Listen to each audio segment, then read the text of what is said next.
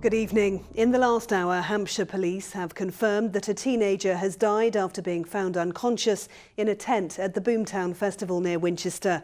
Despite the efforts of paramedics, the 18-year-old from Buckinghamshire died at the scene this afternoon. Her relatives have been informed. It comes as investigators reveal a fire which destroyed 85 cars at the festival was most likely started by a discarded cigarette. While no one was injured, the cost of the blaze is likely to run into hundreds of thousands of pounds.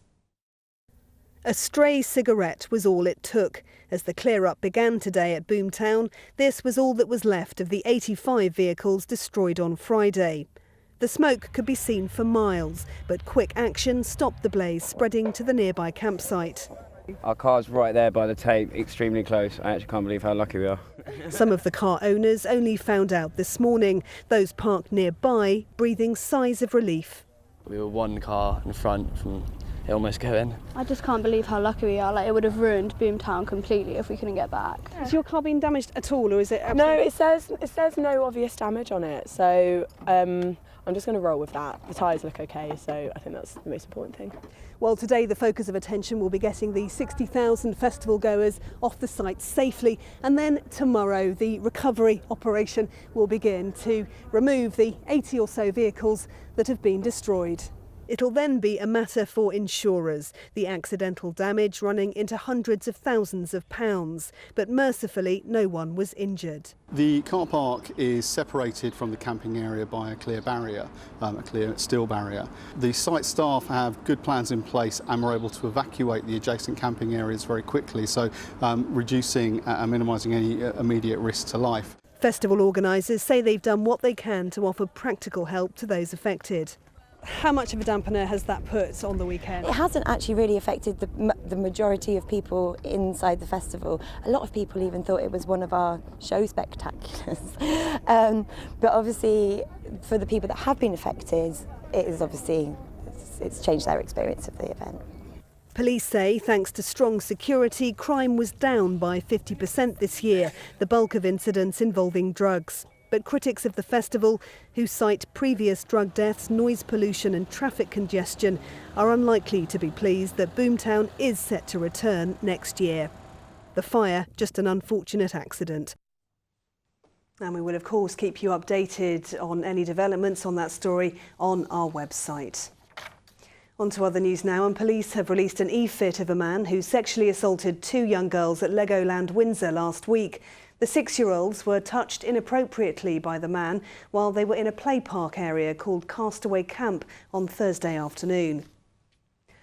A house in Sussex has been destroyed by a huge fire. More than 6 fire engines were called to deal with the blaze in Billingshurst just before 5 o'clock this evening. No one was injured. Fire crews are expected to remain there for some time.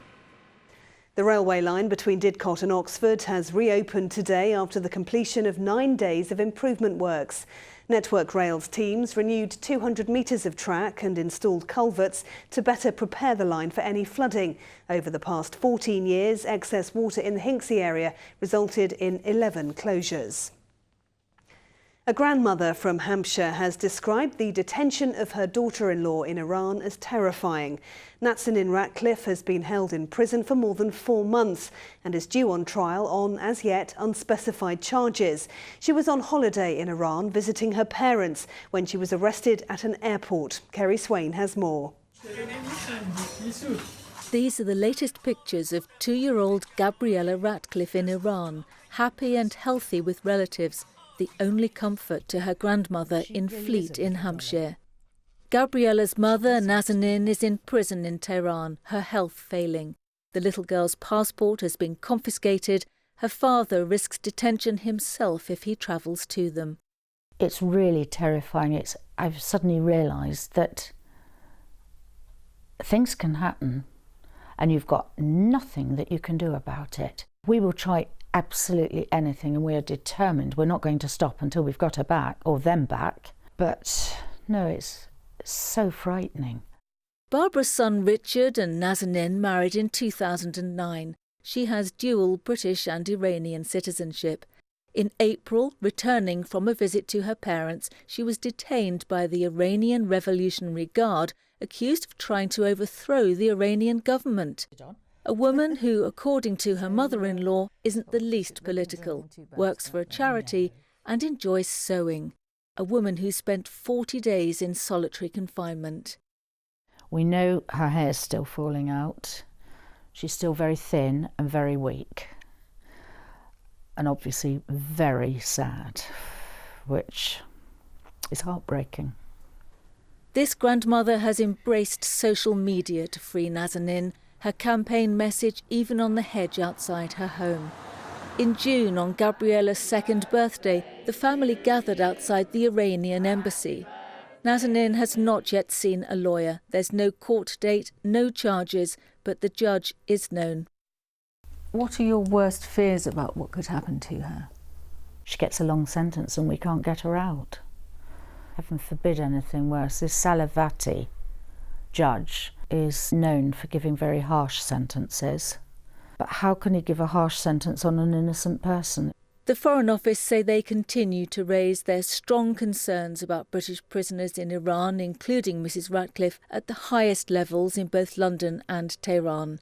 The Prime Minister and Foreign Secretary have both spoken to their counterparts in Iran.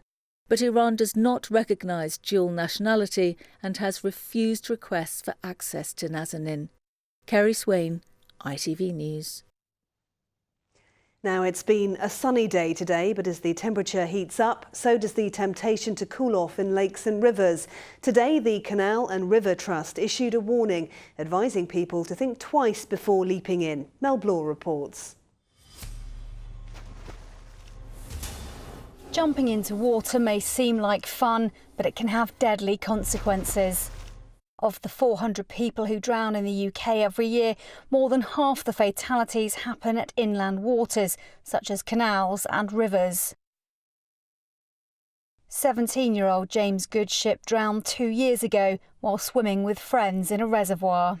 His friends had come up to the res, seen that there was a raft floating, so they thought they'd get onto that raft. The raft had just floated into the middle of the lake, so they decided they'd swim to the shore. James didn't make it out alive. The cold water shock killed him. Summer is one of the most popular times for people to visit Britain's canals and rivers, and last year was the busiest on record. What may look like a cool, inviting stretch of water on a hot, sunny day can hide several dangers, not least the shock of the cold water. Just because the air temperature is warm doesn't mean it's going to be the same temperature in the water. If you think that the average temperature of a swimming pool is between 25 and 28 degrees, the average outdoor water temperature is 11 degrees. That's a huge difference, and that can really have an effect on your body. It could also be much deeper than you think, which makes it much harder to get out if you were to get into difficulties.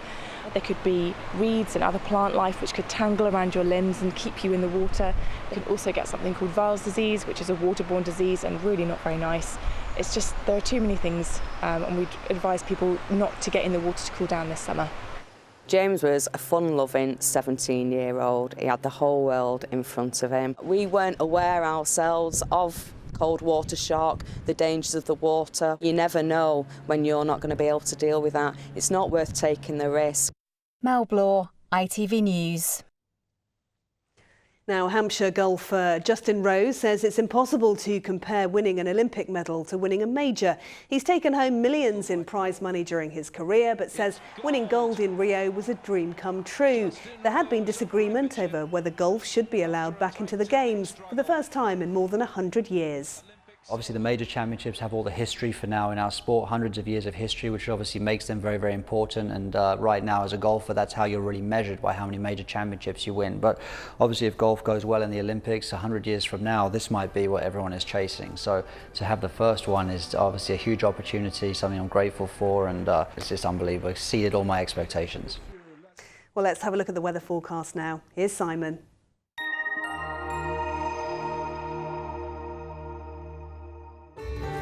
From cold fronts to camping, driving through Europe, Eurotunnel the Shuttle sponsors ITV Meridian weather. Good evening, and it's all good news tonight because despite the fact it was a very warm day overnight tonight, well, it's fairly cool. Temperatures only just in double figures in our towns and cities. Clear skies all the way, and if you're out first thing tomorrow morning, it might even be a little bit nippy, but we'll soon warm up thanks to lots of blue sky and plenty of sunshine. In fact, it's just going to be another gorgeous day. High UV levels, temperatures creeping up as well, peaking tomorrow at around 27 Celsius. That's 81 in Fahrenheit. Mind you, warmer still on Wednesday. Again, lots of sunshine, highs of 28, but it all starts to go downhill come Thursday. Eurotunnel the Shuttle sponsors ITV Meridian weather.